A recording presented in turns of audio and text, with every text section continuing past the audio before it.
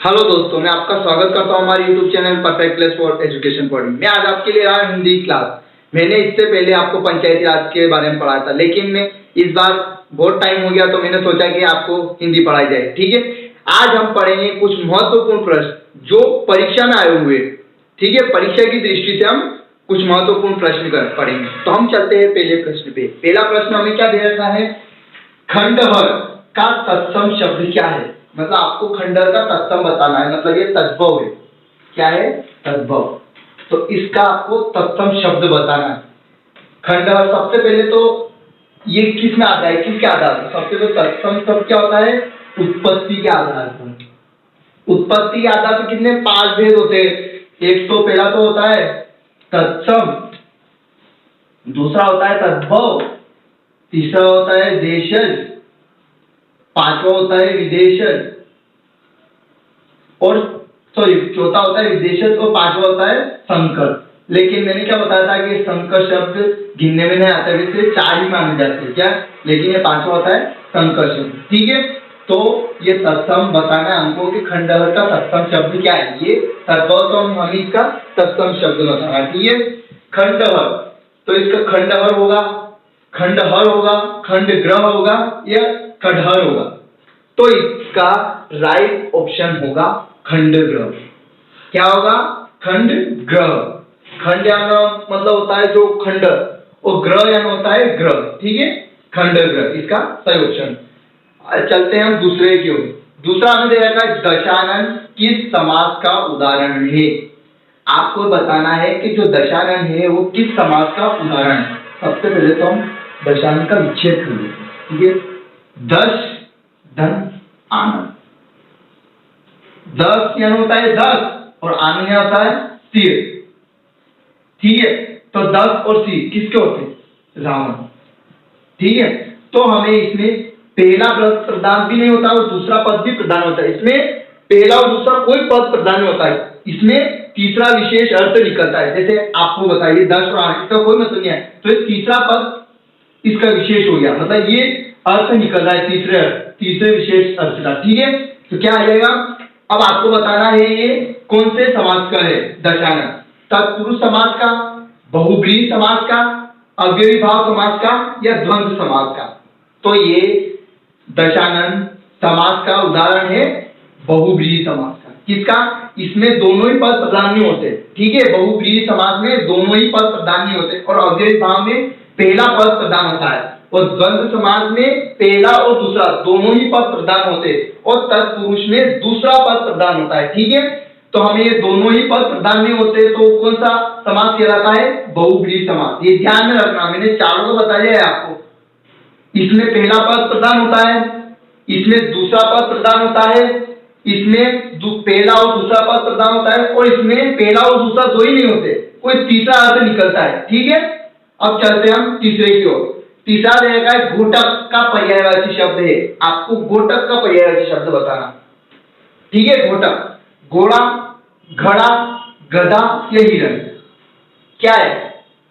पर्यायवाची समानार्थी। ठीक है, समानार्थी शब्द, तो इसका होता है घोटक का घोड़ा। अब घोड़ा का कुछ पर्यायवाची भी जान लेते हैं, क्या होता है? पहला होता है अश्व, सुरंग, सेंधव, 3 तो और 2 हो गए, घोड़ा और घोटक। ये 5 बता दिए आपको। कभी अश्व दे दें यहाँ पे क्या अश्व का पर्यायवाची, तो मैंने 3 और 5 बता दिए। ठीक है, तो इसका आंसर है घोड़ा। अब चौथे की ओर चलते। चौथा रहेगा मुद्री का तत्सम। ये मुद्री यानी क्या होता है? सबसे मुद्री यानी होता है अंगूठा। क्या होता है? अंगूठा। तो आप मुद्री का तत्सम शब्द बताना है। ये तद्भव है तो आपको इसका तत्सम शब्द बताना है कि तत्सम शब्द तत्सम भाषा में क्या बोलते हैं? अंगूठे। मुद्री, मुंदरी, मुद्रिका या मुद्रिका। तो इसका सही ऑप्शन है मुद्रिका। क्या है? मुद्रिका। ठीक है, अब चलते हैं हम अगले क्वेश्चन की ओर। अगला प्रश्न हमें दे रखा है राजा का पर्यायवाची शब्द क्या है। आपको राजा का पर्यायवाची बताना। अब इसमें करते हैं बच्चे गलत। 100% चांस है कि गलत करेंगे। कैसे? मुख, नव, प्रजा, रंग, इसमें शब्द है। अधिकतर 80% लोग जाएंगे रंग पर। लेकिन ये गलत है। ये राजा का विलोम शब्द है। क्या है? विलोम शब्द है ये रंग, इसलिए ये तो हो ही नहीं सकता। और प्रजा, तो राजा का विलोम शब्द प्रजा भी होता है, तो ये भी नहीं हो सकता, ये भी विलोम शब्द है। अब बचे ये दोनों, क्या? ये दोनों। तो मुक्त तो होता है गणेश का, क्या होता है? गणेश का पर्यायवाची होता है। तो इसका बचा क्या? नव। क्या होता है? राजा का पर्यायवाची होता है नव। तो आइए हम जान लेते हैं राजा के पर्यायवाची और क्या हो सकते हैं। एक तो नवपति, नवपति भी होता है, भूपति भी होता है, सम्राट, ठीक है, बादशाह भी बोलते हैं। ये होते हैं राजा के पर्यायवाची शब्द, ठीक है। और भूपति भी, हाँ, ये होते। एक और नरपति भी होता है, क्या? नरपति। ये सभी राजा के पर्यायवाची शब्द होते। नरपति, भूपति, सम्राट, बादशाह, नरपति, ठीक है, ये सभी राजा के पर्यायवाची शब्द होते। तो इसका सही ऑप्शन है बी वाला, ठीक है। अब छठा देखा है, कौन सा शब्द तत्सम शब्द है? आपको इनमें से बताना है कि कौन सा शब्द तत्सम शब्द है, ठीक है। शुश्रूषा, सुनर, अब्जस, अक्षर, ठीक है। मतलब आपको तत्सम शब्द बताना है, ठीक है। तत्सम शब्द कौन सा है? तो ये तो तद्भव है, ये भी तद्भव है, और ये भी तद्भव है। तो बचा कौन सा? ये तत्सम शब्द है। तो इसके तत्सम शब्द क्या है? सुनर का होता है सुंदर, क्या होता है?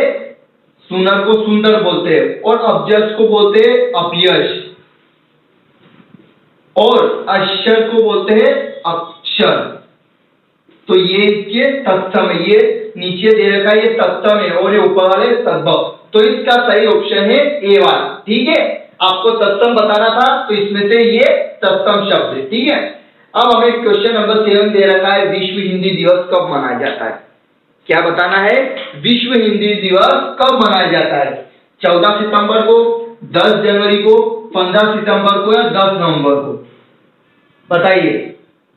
तो विश्व हिंदी दिवस 10 जनवरी को मनाया जाता है।